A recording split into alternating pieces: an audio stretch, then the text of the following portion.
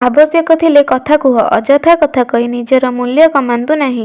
ସମୟ ଅଛି, ସମ୍ପର୍କକୁ ସମୟ ଦିଅ, ନହେଲେ ଦିନ ଆସିବ ସମୟ ଥିବ କିନ୍ତୁ ଆଉ ସମ୍ପର୍କ ନଥିବ। ସମସ୍ୟା ଆସିଲେ ବ୍ୟତିବ୍ୟସ୍ତ ହୋଇଯାଅ ନାହିଁ, ହୋଇପାରେ ଏହି ସମସ୍ୟା ତୁମର ପ୍ରଗତିର ପାହାଚ ହୋଇ ତୁମକୁ ସଫଳତା ପ୍ରଦାନ କରିବ।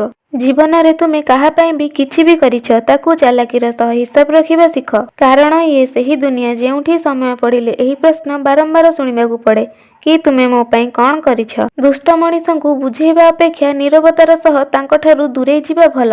ଯଦି ବୁଝେଇବା ଦ୍ୱାରା ଖରାପ ମାନସିକତା ବଦଳି ଯାଆନ୍ତା, ତେବେ ଶ୍ରୀକୃଷ୍ଣ କେବେ ମହାଭାରତ ହେବାକୁ ହିଁ ଦେଇନଥାନ୍ତେ। ଗରିବର ଅଭିଶାପ ଏବଂ ଦୋମୁହାଁ ଲୋକଙ୍କ ମତ କେବେ ନେବା କଥା ନୁହେଁ। ଭଲ ଖରାପ ସବୁ ସମୟ ରହିବ, ବାସ୍ ଭଲ ସମୟରେ ତୁମେ କିଛି ଏପରି କର ନାହିଁ ଯେପରି ଖରାପ ସମୟରେ ଭଲ ଲୋକ ଆପଣଙ୍କ ସାଥିରେ ରହିବେ ନାହିଁ। ଏ ଦୁନିଆ କେତେ ଭଲ କେତେ ଖରାପ, ଏ ପ୍ରଶ୍ନଠାରୁ ଏହା ବଡ଼ ପ୍ରଶ୍ନ ହେବା ଦରକାର।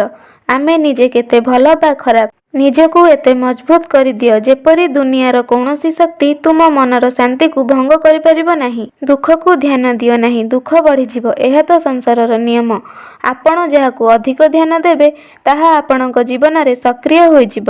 ମନେ ରଖ, ଦୁଃଖ କଷ୍ଟ ତ ଅଛି, ଏହାର ଅର୍ଥ ଆମେ ବଞ୍ଚିକି ଅଛେ, ନଚେତ୍ ମରିବା ପରେ ତ ଶରୀର ଜଳେ କିନ୍ତୁ କିଛି ଅନୁଭବ ହିଁ ହୁଏ ନାହିଁ। ଆବଶ୍ୟକ ଥିଲେ ବଚନ ଦିଅ, ଅଯଥା କଥା କହି ନିଜର ମୂଲ୍ୟ କମାନ୍ତୁ ନାହିଁ। ଯାହା ଜିଭକୁ ସ୍ୱାଦ ଲାଗିଥାଏ ତାହା ଶରୀର ପାଇଁ ହାନିକାରକ ହୋଇଥାଏ, ଯାହା ମନକୁ ଖୁସି ଦେଇଥାଏ ତାହା ଜୀବନ ପାଇଁ ହାନିକାରକ ହୋଇଥାଏ। ସେଥିପାଇଁ ତାହା କରନ୍ତୁ ଯାହା ଭବିଷ୍ୟତକୁ ସୁନ୍ଦର କରିବ, ତାହା ନୁହେଁ ଯାହା କିଛି ସମୟ ପାଇଁ ଖୁସି ଦେବ। କୁହନ୍ତି ଦୁର୍ଯ୍ୟୋଧନର ଅହଙ୍କାର ଏବଂ ଦୁଃଶାସନର କୁକର୍ମ ମହାଭାରତ ପାଇଁ ଦାୟୀ ଥିଲା, କିନ୍ତୁ ଏହା ମଧ୍ୟ ଆମେ ଅସ୍ୱୀକାର କରିପାରିବା ନାହିଁ କି ଧୃତରାଷ୍ଟ୍ରଙ୍କ ଅନ୍ଧ ଭଳି ଭଲ ପାଇବା ମଧ୍ୟ ଏତେ ବଡ଼ ମହାସଂଗ୍ରାମ ପାଇଁ ଦାୟୀ ଅଟେ। ସେଥିପାଇଁ ଯାହାକୁ ତୁମେ ଭଲ ପାଉଛ ତାଙ୍କୁ ମୁହଁରେ ଶାସନ କର ଏବଂ ହୃଦୟରେ ତାଙ୍କ ପାଇଁ ଭଲ ପାଇବା ରଖ।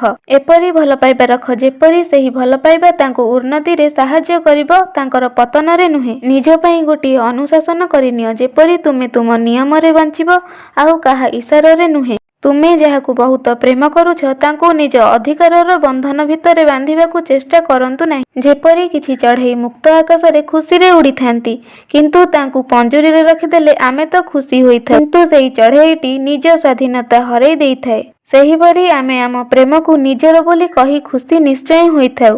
ଆମ ପ୍ରେମ କେବଳ ଆମ ଖୁସି ପାଇଁ ଆମର ସବୁ କଥା ମାନି ନେଇଥାଏ, କିନ୍ତୁ ହୃଦୟରୁ ନିଜକୁ ବିରକ୍ତିର ଛାଇ ତଳେ ପାଇଥାଏ। ଯେବେ ସେହି ପ୍ରେମ ଆମଠାରୁ ଦୂରେଇ ଯାଏ ଆମେ ତାଙ୍କୁ ଧୋକାବାଜ ଆଉ କେତେ କ'ଣ କହି ମନ ଦୁଃଖ କରିଥାଉ, କିନ୍ତୁ ସିଏ ଦୂରେଇ ଯିବା ପାଇଁ କେବଳ ଆମେ ହିଁ ଦାୟୀ, ଯାହା ଆମେ କେବେ ଜାଣିପାରି ନଥାଉ। ସମ୍ପର୍କ କେବେ ହଠାତ୍ ଭାଙ୍ଗି ନଥାଏ, ସମ୍ପର୍କ ତ ଧୀରେ ଧୀରେ ଭାଙ୍ଗିଥାଏ, ବାସ୍ ଆମକୁ ହଠାତ୍ ଜଣା ପଡ଼ିଥାଏ।